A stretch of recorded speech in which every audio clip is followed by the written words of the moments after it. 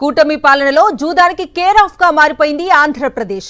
రాష్ట్ర వ్యాప్తంగా టీడీపీ నేతల కనుసన్నల్లో పేకాట క్లబ్బులు యథేచ్ఛగా కొనసాగుతున్నాయి.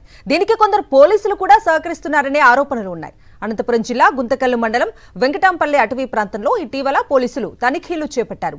స్పెషల్ పార్టీ పోలీసుల దాడుల్లో 20 మంది పేకాట రాయిళ్లను అరెస్ట్ చేసి 18,92,000 రూపాయలు స్వాధీనం చేసుకున్నారు. యథేచ్ఛగా జూద కేంద్రాలు నడుస్తున్నా పట్టించుకోవటం లేదనే ఆరోపణలతో గుంతకల్లు రూరల్ ఎస్ఐ రాఘవేంద్రప్పపై వేటు వేశారు ఉన్నతాధికారులు. రాఘవేంద్రప్పను వీఆర్ కు బదిలీ చేశారు ఎస్పీ జగదీష్. పూర్తి డీటెయిల్స్ మా ప్రతినిధి శివారెడ్డిని అడిగి తెలుసుకుందాం. శివారెడ్డి,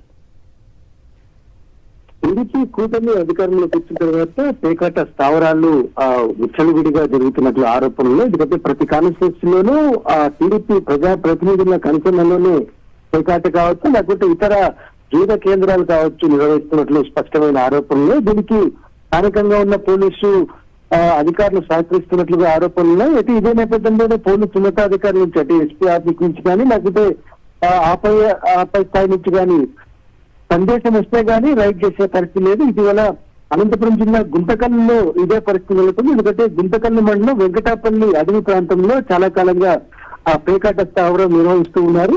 ఈ నేపథ్యంలోనే స్థానిక పోలీసులు పట్టించుకోకపోవడంతో అనంతపురం జిల్లా ఎస్పీ కార్యాలయం నుంచి ఎస్ఓజీ ప్రత్యేక బృందం దాడి చేసి సుమారుగా 20 మంది దాకా అరెస్ట్ చేశారు. 18,92,040 రూపాయలు స్వాధీనం చేసుకున్న పరిస్థితి కనిపిస్తోంది. 20 మందిని అరెస్ట్ చేశారు.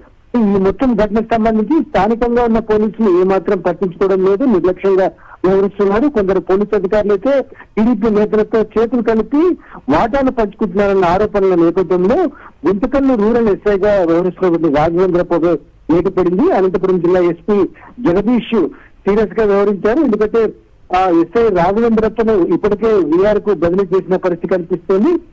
చాలా కాలంగా నిర్వహిస్తున్నప్పటికీ ఎందుకు మీరు పట్టించుకోలేదన్న విమర్శలు అయితే నెలకొన్న నేపథ్యంలో ఎస్ఐ పైన వేటు వేయడం ఇప్పుడు పూర్తి స్థాయిలో చర్చనీయాంశంగా మారే పరిస్థితి కనిపిస్తుంది.